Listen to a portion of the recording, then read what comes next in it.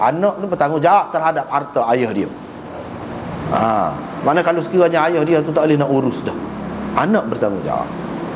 Tengok, kalulah masuk molek ajaran ni, jadi molek masyarakat. Jadi molek ni dak harta ayah ada tu habis buat joli. Bukan nak jaga. Dah tak bagi didikan molek, macam mana nak jaga? Duk ajar mewah-mewah, duk ajar buat maksiat, macam mana nak boleh kawal? Inilah peluangnya. Duit boleh sejuk-sejuk hak ayah dia susahnya. Ayah tu sakit jiwa, bila sakit tengok keadaan anak. Dah tak cara kau agama sangat. Kalulah cara kau agama, anak tu cara molek. Jadi ayah tu senang hati tengok.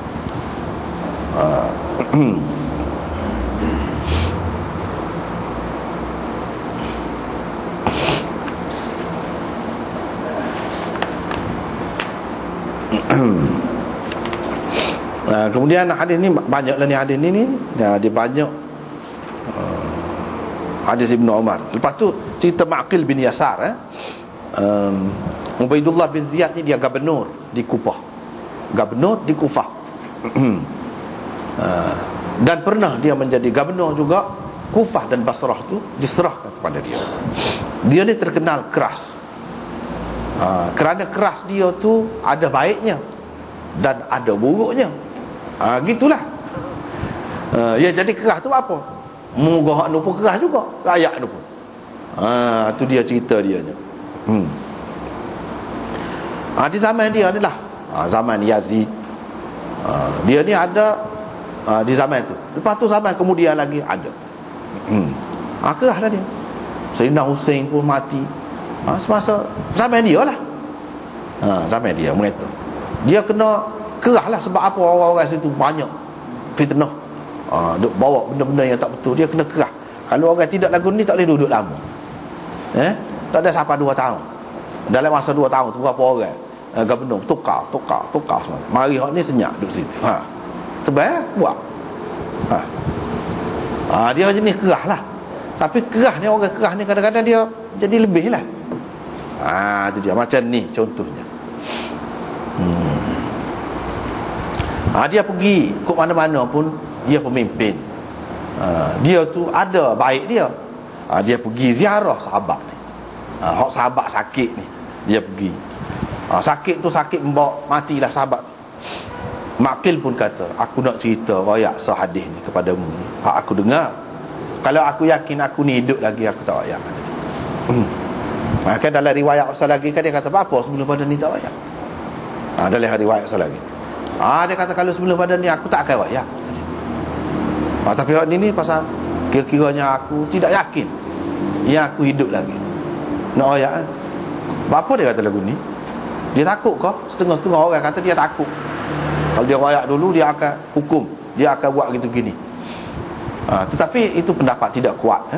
Kuatnya dia kira pasal kerah dia tu dalam keadaan dia tengok keadaan juga. Mana dalam keadaan biasa boleh jadi dia tak akan herau pun. Orang ni dia kena suasana juga. Ni dalam keadaan nak mati ni mesti dia kata benda ni penting. Tak ada kepentingan apa-apa. Dia royak ni hak betul. Gitu. Kalau tidak, boleh jadi dia buat tak cara je. Orang jenis biasa dia buat tak kisah. Mu nak kata lu ikut tak kisah. Aku kira aku. Jadi tak ada faedah. Kalau dia kira tak ada faedah kalau royak. Sebab dia sudah mengambil satu sikap dah. Sikap dia lagu tu. Tak kira siapa.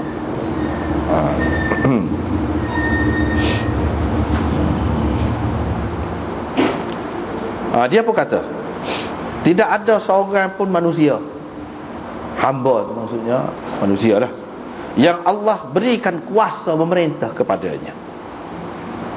Lepas pada tu dia mati. Pada hari dia mati tu dalam keadaan dia menipu, dalam keadaan dia tak betul, dia khianat terhadap rakyat dia. Allah Subhanahu Wa Taala haramkan syurga kepadanya. Tu dia kata. Tengok sahabat. Dia tak royak. Dan dia royak, dia takut kalau dia tak royak, makna dia menyembunyikan hadis ilmu. Dia kena royak. Sampai masa dia kena royak. Ni dia royak. Jadi kena beringat sikit. Jangan buat tak betul. Jangan buat tak kena. Jangan zalim. Jangan gitu gini. Kalau tidak, Allah SWT haramkan syurga kepadanya. Haramkan syurga tu lagu mana? Imam Nawawi kata ada kemungkinan dua. Satunya, kalau dia menghalalkan, tak apa buat zalim, halal zalim. Kalau dia kata gitu, maka haram sungguh neraka tu kepada dia. Tak akan masuk syurga tu kepada dia. Dia tak akan masuk syurga semua, sebab dia menghalalkan yang haram. Yang kedua, dia tidak menghalalkan perbuatan dia yang tak kena tu, yang khianat itu, ataupun yang zalim itu. Tetapi dia buat juga. Dia buat juga. Maka maksudnya di sini Allah SWT haramkan kepadanya syurga ni, syurga yang istimewa. Orang lain masuk dulu, boleh masuk dulu, dia tak boleh masuk sekali. Itu makna haramkan. Haramkan syurga. Makna haramkan syurga tanpa masuk neraka dulu. Ada orang yang tanpa hisap kan masuk syurga. Dia ni tidak lagu tu. Lamalah kena menunggunya. Tak tahulah duduk mana. Dalam neraka kau kena lama, ataupun pada mahsyar kau seksanya, ataupun dalam kubur kau, tak tahu. Waktu tu boleh jadi berlaku. Maknanya tak masuk sekali dengan orang ramai-ramai, orang lain-lain. Boleh jadi hak selama ni rakyat dia tu orang biasa aja. Orang tak ada hormat pun, orang tak ada iring dia pun, orang tak ada beratur pun, pada ketika dia lalu tu tepi jalan tu, beratur jujur, orang tidak kibar bendera pun pada ketika dia lalu. Saya lebih dulu masuk syurga daripada dia.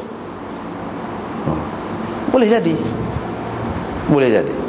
Padahal dia tu sepatutnya masuk syurga dulu daripada orang lain. Kalau molek lebih istimewa daripada orang lain. Ni dak kurang daripada hak kurang dalam dunia. Itu yang dia sebut. Mana ma min abd, tak ada seorang pun pemerintah, tak ada kecuali. Mana mu pun mana kena beringat. Kena beringat. Di dalam keadaan kita nak buat benda molek, kita kata ada kalanya tak kena gaya, kita pelajar jadi lebih. Tak boleh juga. Tak kena juga lagu tu. Nak jaga hak tu. Ubaidullah bin Ziyad ini, mengikut dalam hak kebanyakan sejarahnya, dia kata dia inilah yang bunuh Sayyidina Husainnya. Tapi sebenarnya dia tidak, dia governor saja. Dia bukan mengarahkan. Tu cerita tu panjanglah, kita tidak nak bincang hak tu. Walau bagaimanapun dia ni seorang yang kerah lah. Seorang yang kerah. Bahkan sebahagian ulama kata dia ni termasuk, bukan kerah gitu saja, termasuk dalam zalim. Termasuk dalam zalim. Kalau betul, yalah dia bukan sahabat, dia di kalangan tabi'i. Di kalangan tabi'i. Kalau kita tengok kepada sikap dia ni kan, kerah. Hak tengok selepas pada ni pula, dia kata mu ni hapah, dia kata. Tu tengok, mu di kalangan sahabat ni hapah, di kalangan sahabatnya. Dia lah juga. Tu pun dia juga. Tengok tu, ada kau orang kecek lagu tu dengan sahabat ni, orang lain pergi ngadak molek, hormat molek, dia orang royak hadis, dia kecek lagu tu. Tu berat lah tu, buah berat lah. Lepas pada tu ni supalah, supon. Cumanya asal lagi daripada Ma'qil, ma min amirin yali amral muslimin, tidak ada seorang pemerintah yang memegang urusan orang-orang Islam, lepas tu dia tidak sungguh-sungguh, tidak ikhlas, dia tidak akan masuk bersama mereka syurga. Kalau masuk syurga pun lewat lah, tak masuk sekali dengan orang lain. Sebab dalam hadis ni bukan kata tak masuk langsung, tak masuk bersama mereka, menunjukkan dia ni tidak jadi kafir walaupun zalim pun. Pemerintah tu walaupun zalim pun dia tidak jadi kafir, kecuali kalau dia menghalalkan kezaliman itu. Kalau dia tidak menghalalkan kezaliman, dia hanya melakukan kezaliman, supaya minum arak, supaya gapo lah juga. Kalau minum tu dia minum, tapi dia tidak kata halal arak. Kalau dia kata halal, jadi kafir lah. Mudah je, tidak nanti belah mana. Ni mana tidak masuk bersama mereka syurga, mana dia Islam juga, cuma bersama mereka tu tidak masuk. Lewatlah masuk, lewat. Sedangkan dalam dunia dia dimuliakan, letak datah, letak datah, orang sanjung dia.